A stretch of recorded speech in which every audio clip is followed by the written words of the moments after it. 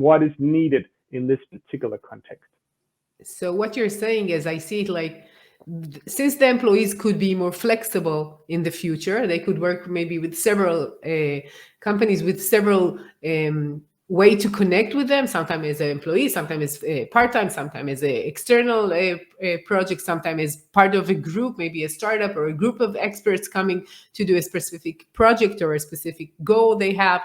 Because this is the flexibility is needed, I guess that what we see right now, that everything is changing faster and faster, and I guess in the future it will be more. So the fact that people need to be flexible in what they're doing and changing titles and positions and workplace and what they're doing is so important for the workforce right now and in the future for sure. So how do we make sure, like we're not coming from education, but I'm a mom and I have kids, so I'm just thinking, what do they need? So how can we prepare the ground for these people to be in this very fast changing future? Yeah, that's an excellent question. And if you ask Lego, they'll probably say, well, we need more creativity in the educational system, right?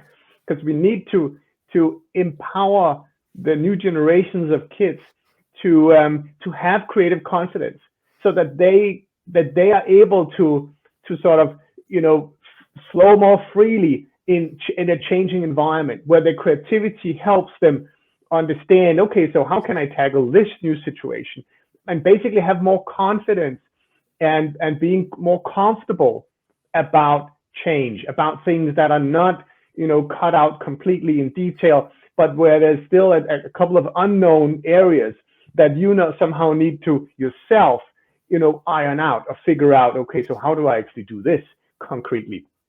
And so I think that's definitely one answer. I also believe in empowering kids from very early age.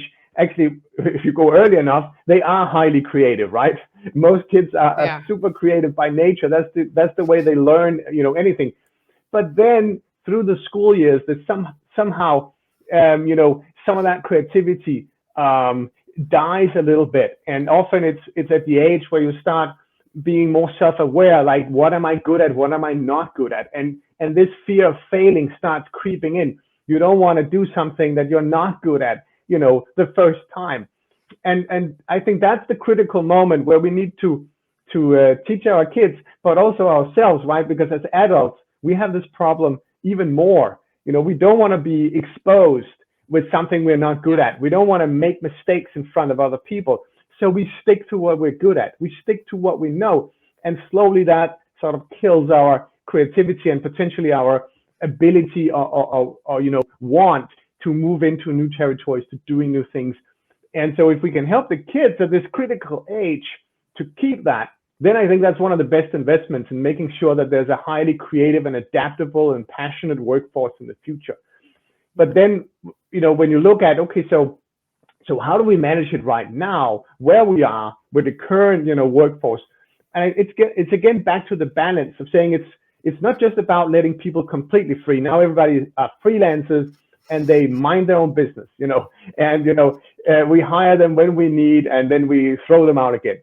That's not going to work either, because then they don't build the necessary capabilities and understanding for an area, and it's economic, financially it's too unsecure for many people. So you still need to look at them as being someone you care about, that you protect, that you are coaching, that you are investing in, though they are more free to move around within your ecosystem. So you're basically not losing them by them jumping over to another position. You're just helping them accelerate their learning and understanding and keeping them passionate about what they're doing. So it's again finding this balance of, we don't want this gig economy completely exploding where everybody's just jumping from one short-term hire to the next. Companies still want people staying on for a long time. And I think that's exactly the mission here, is to say, how do we do that by not tying them down, but by letting them go so that they can grow in our bigger system, with also, the partners that